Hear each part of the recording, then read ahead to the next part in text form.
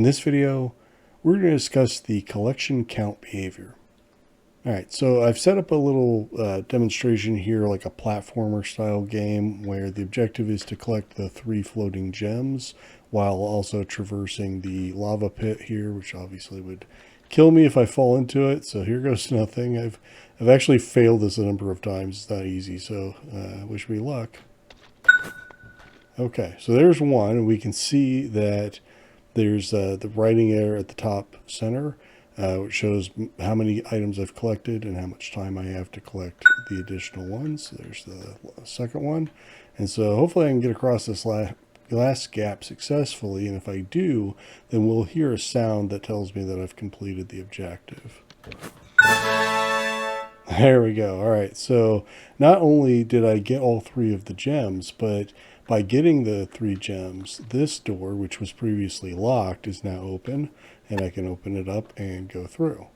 So that's collection count. Let me show you how that's set up. All right, so the first behavior we'll cover is the collection control behavior, which is a global behavior that can really just be applied to anything in the scene. I just happen to choose this little trimming edge piece on the wall. And this controls the collection count, but doesn't govern the individual item. It tells you, okay, how many objectives do you have to pick up? So in this case, I have 3. There's 3 objects that I need to collect. I have 60 seconds in order to collect them. So the collection time, that's in seconds. We have the on completion state. So this has a number of options. We can choose next level. We can choose activate a logic link, which in my case is what I'm doing. So I do have a logic link. You can't actually see it in the wall there, but there's a logic link to the door. So just trust me on that. There is a logic link to the door. You could also use activate if used. If you're not familiar with that, let me just show you real quick. In the developer section, you have this if used portion right here, and you could just type in the name of whatever it is that you want to activate if the collection count behavior is used. So in this case, if you're successful and you collect all 3 objects, so you can do it either way. That's really good for like objects that are, you know, very far away. It would be hard to get a logic link to it, or if you're already using a logic link for some other means, then that's super helpful. We also have options for on failure. We could either have nothing happen if you fail, or you can lose the game. In my case, I chose to have basically a lava pit, which I actually put like a hurt zone in there. So if I fell in there, I would have died. So on failure, you could do nothing, or you could lose the game.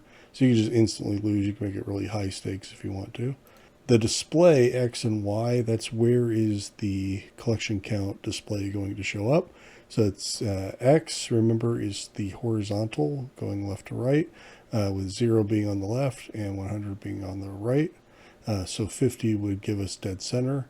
And then Y is vertical, which 0 is at the top, 100 is at the bottom. So if you had this at 50-50, it would be dead center of the screen.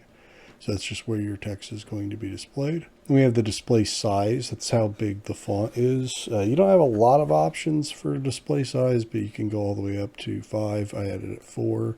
So play around with that, see what you like. And then we have the go to next level mode. So if I were to have chosen next level, then this gives me the option to either follow the storyboard logic or to specify a level that I already have in the project. In my case, I don't really have any other levels but this one, so there's only one option there. But that only applies to if you're using next level. Otherwise, it doesn't really apply. You can just ignore it. And then lastly, we have the sound, which of course is what you're going to hear once you've collected all of the objects that you need to collect. So that's collection control. That's the controller piece. Now we have the individual objects. That is called collection count. So collection count gets applied to all of the objects that you need to collect. And we'll just go over this together. So we have the pickup range, which is how close to the object you need to be in order to actually pick it up. The next set of options are basically the same. You can set up a time bonus.